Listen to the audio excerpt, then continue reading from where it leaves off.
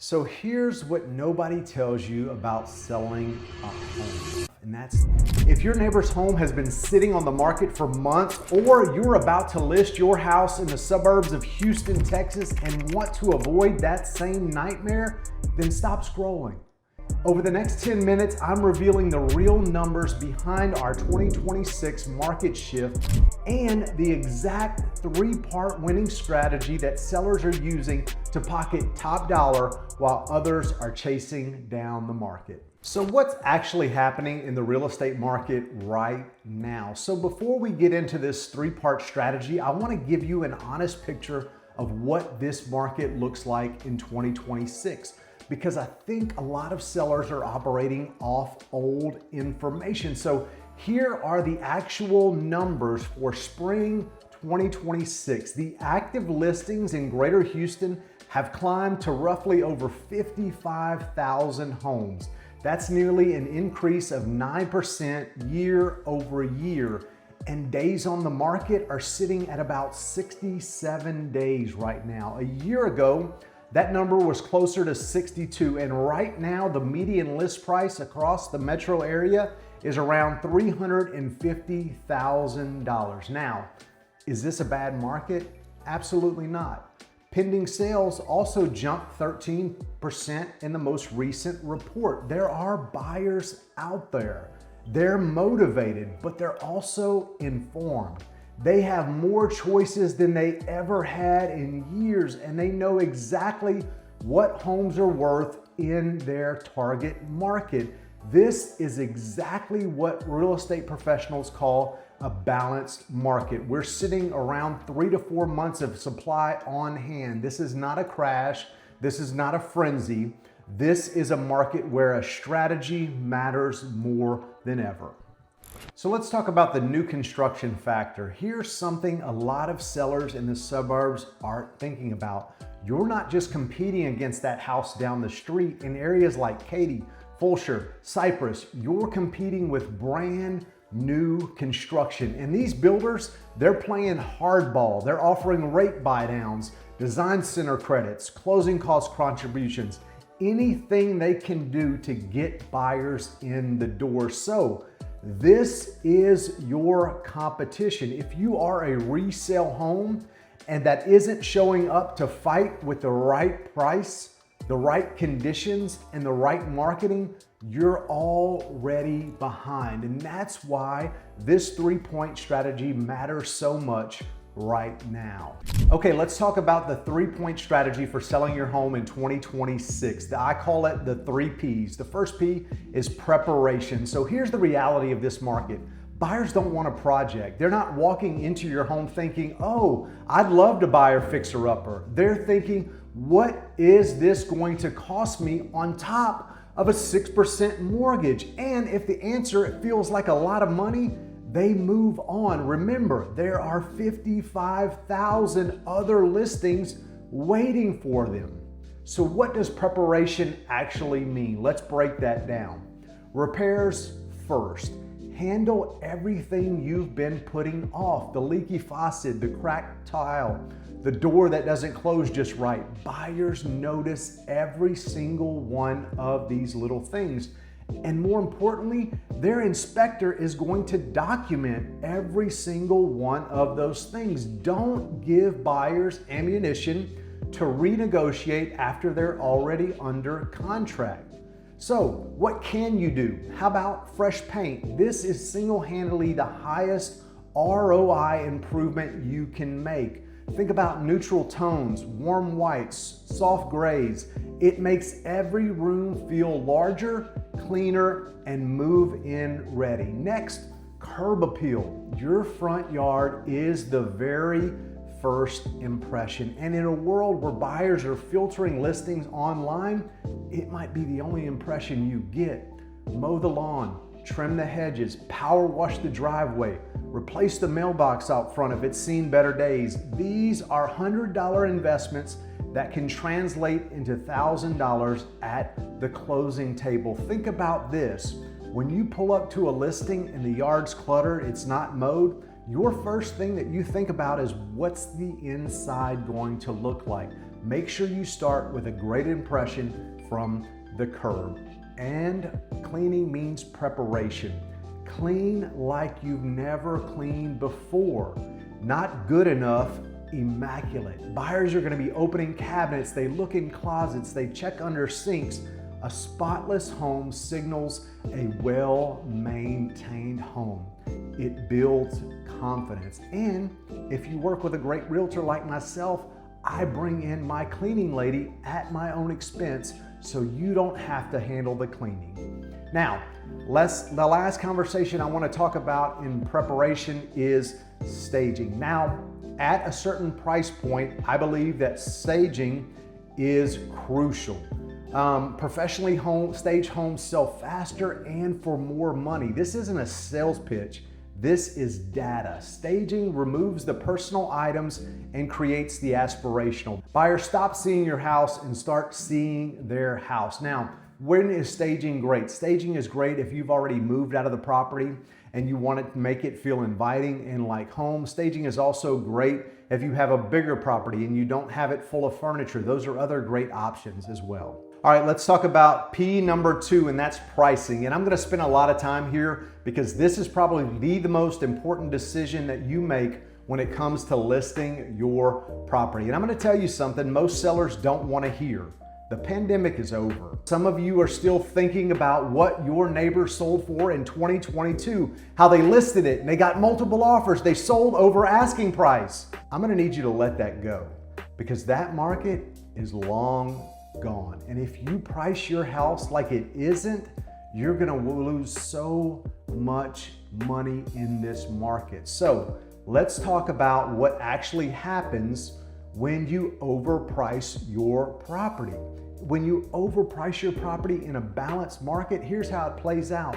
Week 1 and 2, you get minimal showings, maybe 1, maybe 2. And when those people leave feedback, do you know what they say? The property is overpriced. Week 3, week 4, same thing. No showings, no people coming to look at your house. And guess what's also happening at the same time? Now that you've been listed for 4 weeks, those days on market keep creeping up. Now, when it comes to week 5, week 6, week 7, do you know what the buyers are asking now? They're not asking, is this property overpriced? You know what they're asking? They're asking, what's wrong with this home? A home that's been on the market for 45, 60, 70, 100 days, which is the current average, starts to carry a stigma. Buyers assume there is a problem. They lowball or they skip it entirely. So here's what you do.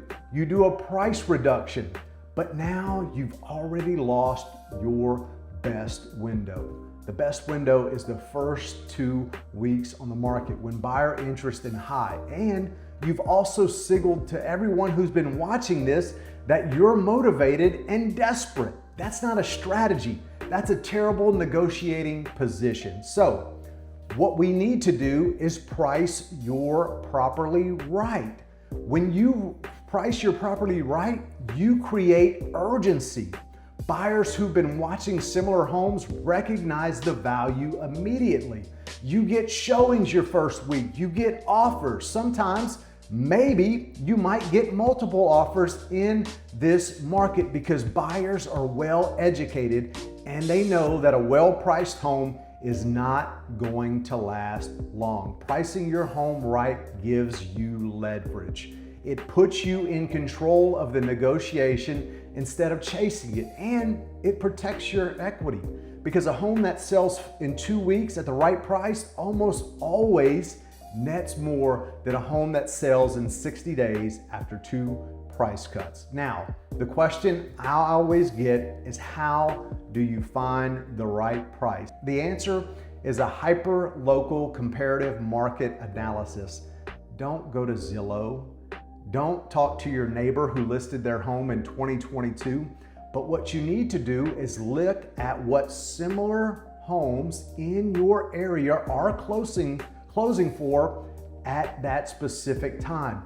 That's the number that you need to start at, or strategically price it just a bit below that. So when buyers look at it, they recognize the value. Now, Last thing I want to talk about in pricing is concessions. And this is a 2026 specific conversation. Buyer concessions are back. We're seeing this in Katy, Richmond, Cypress, Fulshire. You're competing against builders who are offering rate buydowns and closing cost credits.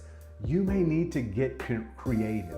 A seller concession helps a buyer buy down their rate, and that is often more powerful than a price cut. A $10,000 reduction might save you $50, $60 a month. That same $10,000 applied to a rate buy down could save you hundreds of dollars a month, and that's a tool your agent should be talking to you about. All right, let's talk about the third P, and that third P is presentation, and this is where I see sellers quietly lose thousands of dollars. I want you to understand how buyers shop for homes in 2026.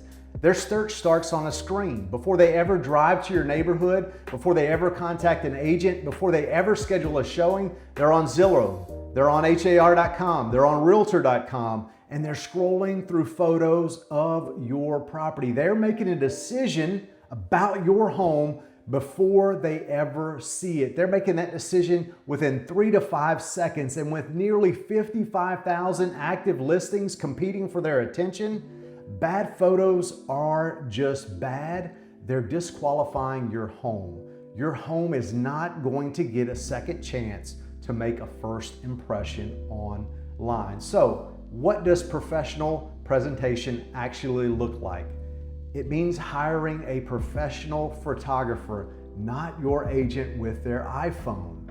A professional real estate photographer will use a wide-angle lens, proper lighting, processing those photos afterward. In a market with this much inventory, professional photos are not a luxury, they are essential.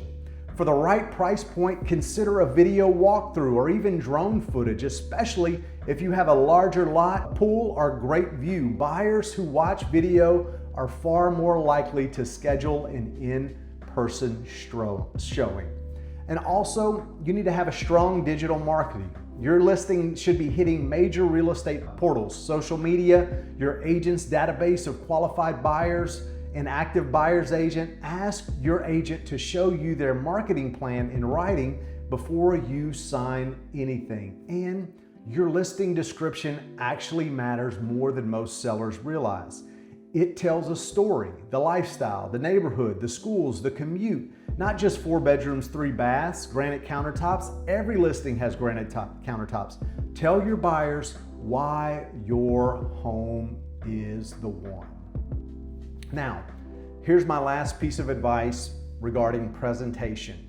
Your home needs to match the photos every single day, and this is critical. This sounds obvious, but I see it fail constantly. A buyer sees a gorgeous listing photo, bright, clean, beautifully staged. Then they show up for a tour of the house that smells like last night's dinner. There's laundry on the couch, and the dog has taken ownership of the living room. That buyer, when they walk in and see that, they've already emotionally checked out before they've even seen the second bathroom. The showing is over before it even starting. Living in a home while it's on the market is genuinely hard. I know that, but it is part of the job. Make a plan. Have a 20-minute routine before every showing. It is definitely worth it. So here's what nobody tells you about selling a home. And this doesn't get talked about enough, and that's the emotional side of selling your home. This isn't just a transaction. This is the place where your kids grew up, where you hosted holidays, where you put down roots. And being told by the market that it's worth less than you're hoping for, or that it needs work before it's ready to show, that stings. I get it, and I want to acknowledge that before we talk strategy, but here's the truth. I owe you as an advisor to tell you that the market doesn't care about what this home means to you. And I know that sounds harsh. It only cares about what comparable homes are selling for right now. And the seller who understands that, who can separate the emotional value from the market value, those are the sellers who walk away from the closing table with the most money. So part of my job is to give you honest information, even if it's not what you're hoping to hear, because that honesty is what's going to protect you. So let's bring it home. The Houston suburbs market in 2026 is balanced. It's not a crash, it's not a frenzy of 2021. It's a market that rewards strategy and punishes complacency. And the sellers who are winning right now are the ones who are doing all 3 Ps: preparation, pricing, and presentation. And if you are planning on making a move within the next 30, 60, or 90 days, let's get ahead of the competition. You have 2 ways you can start right now, and both of those links are located in the description below. First, if you're ready to have an honest conversation about pricing strategy and a real timeline to sell in your neighborhood, then click the link below to book a call. It is a no-pressure sales consultation that we can walk you through all of the things you need to know to sell your home in this market. But maybe you're not ready.